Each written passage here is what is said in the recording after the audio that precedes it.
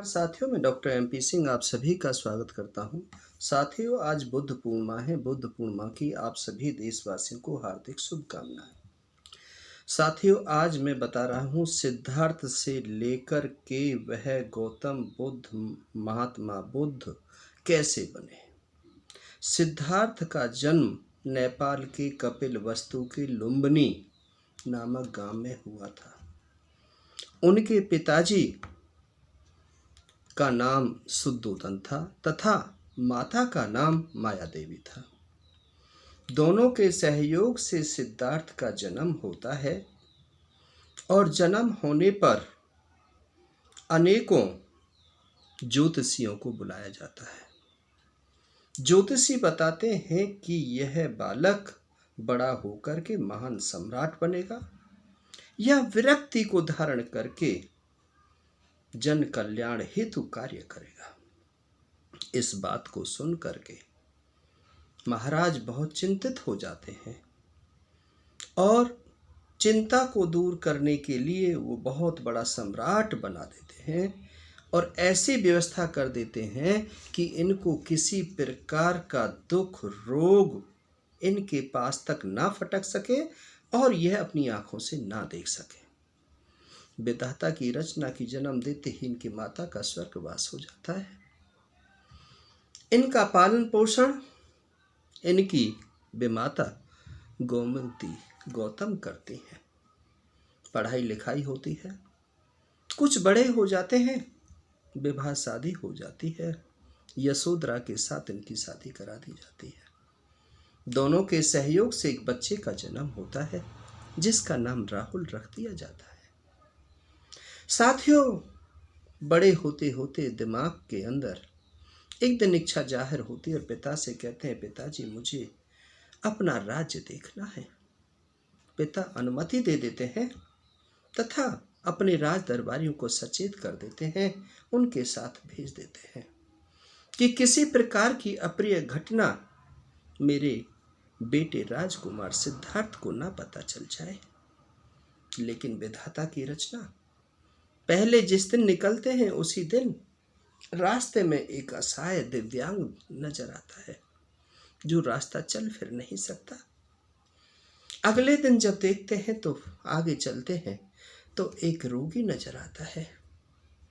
आगे जब जा रहे होते हैं तो चार लोग सबको कंधों पर उठा करके रोते हुए वार्तालाप करते हुए बिलखते हुए जा रहे होते हैं, शमशान घाट जा रहे होते हैं।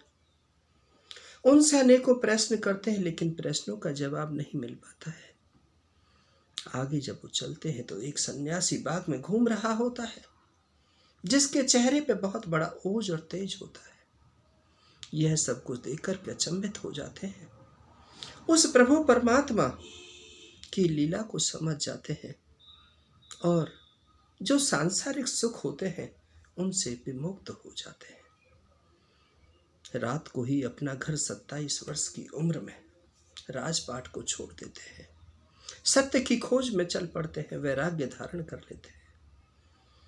बोध बट वृक्ष के नीचे चले जाते हैं। 6 साल की कठिन तपस्या करते हैं।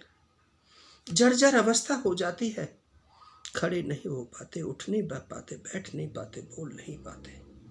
लेकिन संकल्प ले लेते हैं कि यदि आज मुझे सच्चा ज्ञान पैदा नहीं हुआ तो मैं प्राणों को त्याग दूंगा।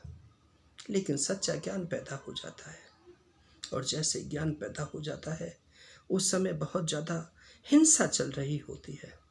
सम्राट अशोक का राज होता है, माराधारी हो रही होती है, आपसी बहुत भेदभाव होता है, इंसान इंसान का दुश्मन होता है।